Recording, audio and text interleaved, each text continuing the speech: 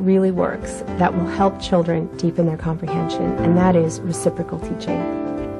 This technique was developed around 20 years ago by Ann Palingscar and Ann Brown, and this technique really works. Research studies have shown consistently that when you use this technique 2 to 3 times a week, children's comprehension improves in as little as 3 months to 6 months. They can grow from 1 to 2 years. I have seen students go from a year to a year and a half growth in about 6 months' time in their reading. And the other thing is that these are struggling students who don't see themselves as readers, and they've already decided they're failures. And you get them in the guided reading group, you give them those strategies, they see that they are making progress, they understand what they need to do when it's not working. They begin to see that they are successful readers. My ELL students especially, and the students that came in at low DRA levels, the way we assess our students, have made a year to a year and a half of growth in the last 6 months. Reciprocal teaching has 4 main strategies that good readers use as they read. The strategies can be used in any order. They are to predict, question, clarify, and summarize. Predict means that you're guessing when you think what's going to happen in like a story or something. Well, to start predicting, you should look at the front cover. And also, to help you more on predicting, you should look at the title.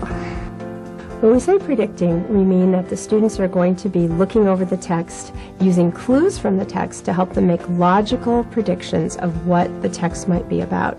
And depending on whether they're reading fiction or nonfiction, their use of clues will be different.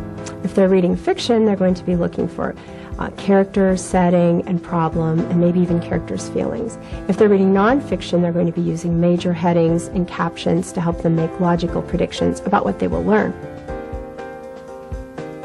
Questioning is like you ask a question that you don't know. Easy questions are okay, but harder ones are more interesting for other people.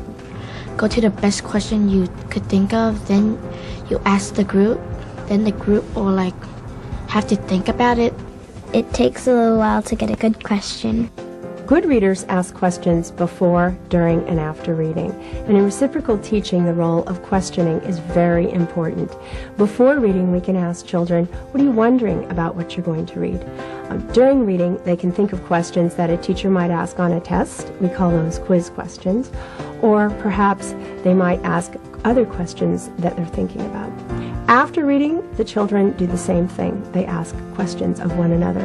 So the teacher is not the one asking questions. It's the children learning to anticipate what questions will be in the text.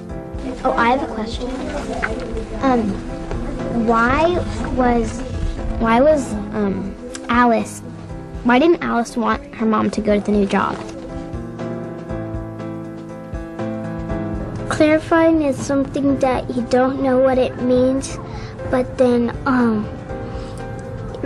you have to try to figure it out or ask a friend. And you can also clarify with a word, and you can look at how it's used in the sentence. Once I had to clarify a long word, and so we got out a dictionary. That didn't happen, so then we pulled out a huge dictionary. Finally, we found it. Clarifying is a very important step that really separates good readers from poor readers. And so with clarifying, what we want the children to do is to read for a word or an idea that they do not understand. For most children, it's very easy to find a word they don't understand. What's tough for them is to find an idea that they don't understand. So sometimes I give them a sentence frame such as, I didn't get the part where, and then they'll explain a part they didn't understand.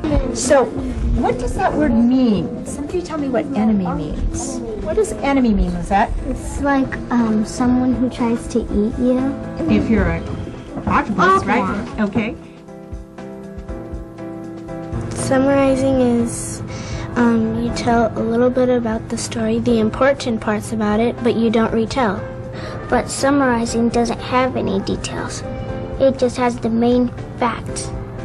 When it says something big, like something that's happening, you say, you're summarizing then, because you're telling them the main idea. For summarizing, what we want the students to do is to give us a succinct, in-order summary of what they've read, pulling out the most salient points. And for many children, we know this is difficult. But with practice verbally with reciprocal teaching, they